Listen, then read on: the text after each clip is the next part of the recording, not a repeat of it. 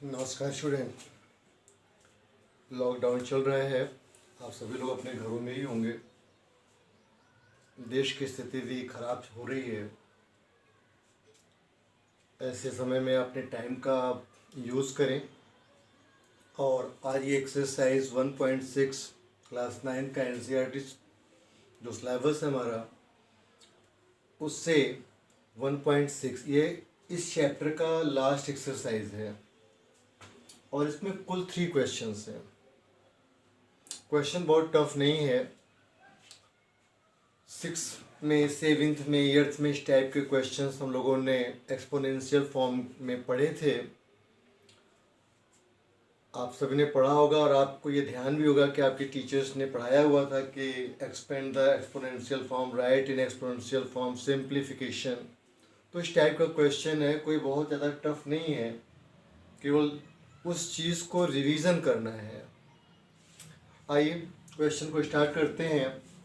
यहाँ पर लिखा हुआ find 64 1/2। 64 raise to the power 1/2।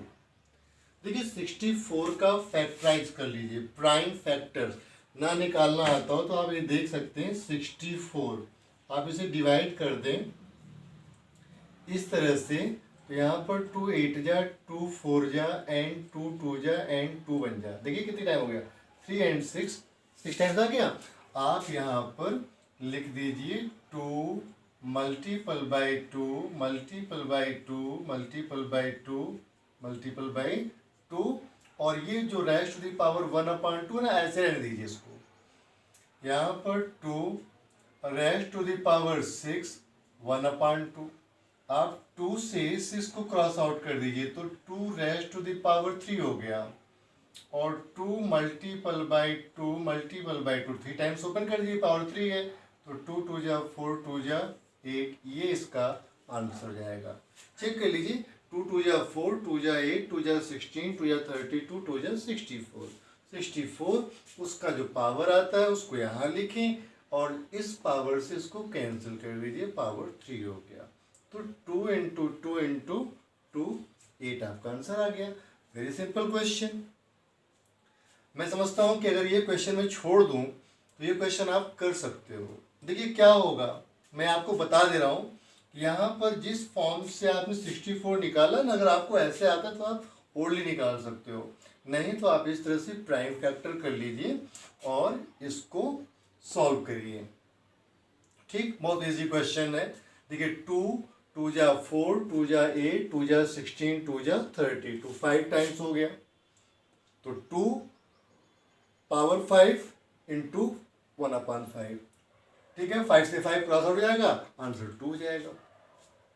मैंने आंसर तक बता दिया आपको। देखिए 125 है, 5 इंटू 5 इंटू 5 हो गया, रेज़ टू द पावर 1/3।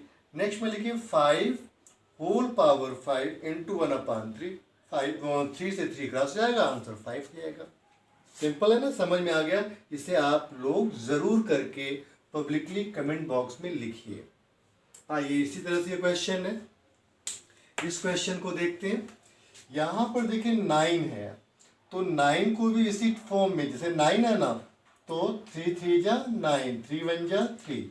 आपने यहाँ पे क्या किया, 3 मल्टीपल बाई 3 और पावर 3/2।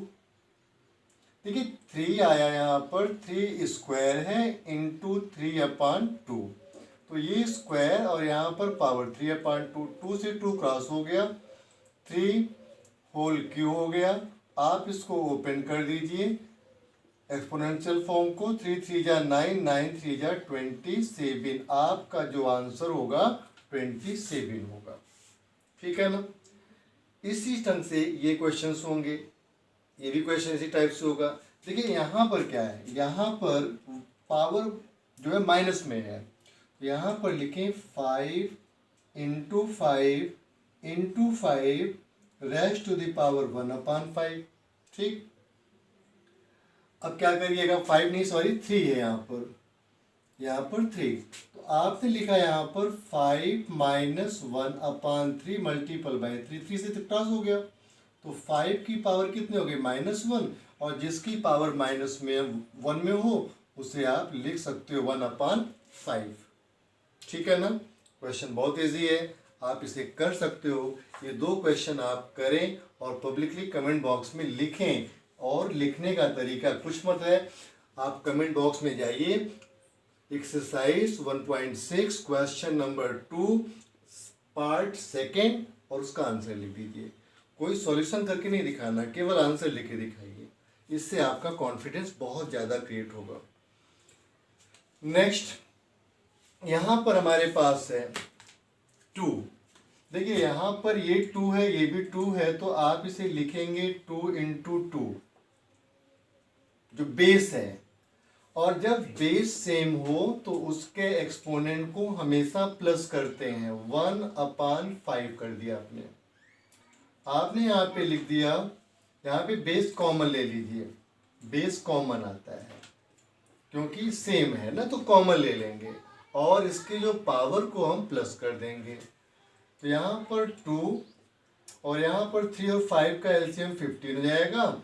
3 5 जा 15, 5 2 जा 10, 5 3 जा 3 1 जा 3 और यहाँ पर हो जाएगा आंसर 2 और 10 3 13, 13/15 और ये आंसर आ जाएगा। ठीक है ना, समझ में आ गया।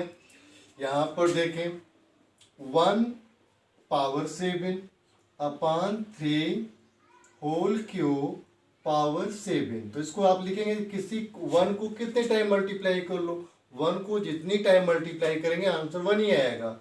यहाँ पर 1 और यहाँ पर 3 और 3 7 जा 21। अब 3 को 21 टाइम्स खोल करके ओपन करके मल्टीप्लाई करना ही बहुत बड़ा काम हो जाएगा। तो आप इस आंसर को इसी फॉर्म में छोड़ दीजिए, कोई डाउट नहीं है इसमें। देखिए यहाँ पर 11^1/2 अपान 11^1/4 है।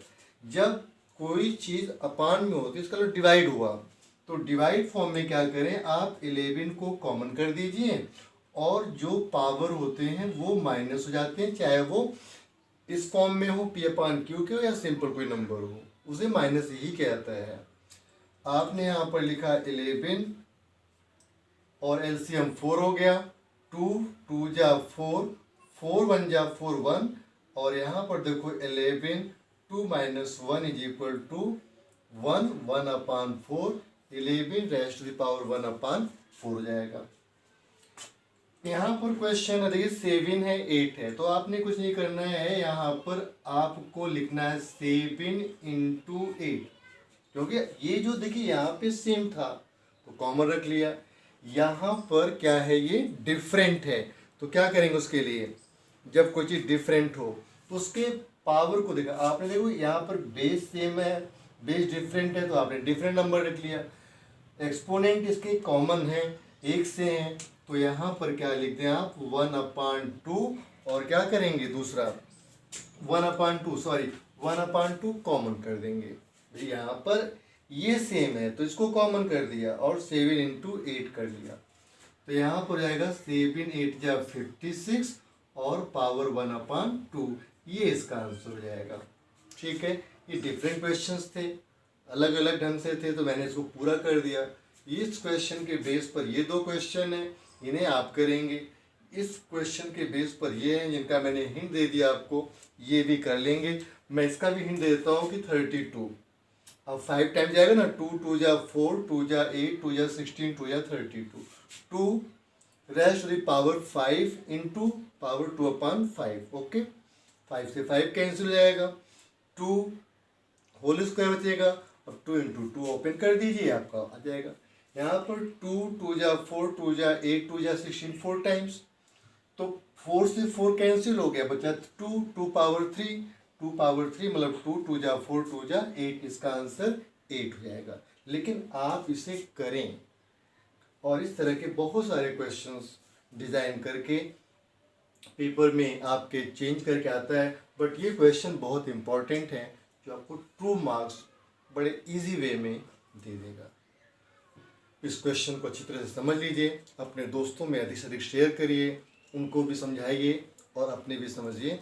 ठीक है, इसे एक बार कॉपी कर लीजिए। Thanks to watch.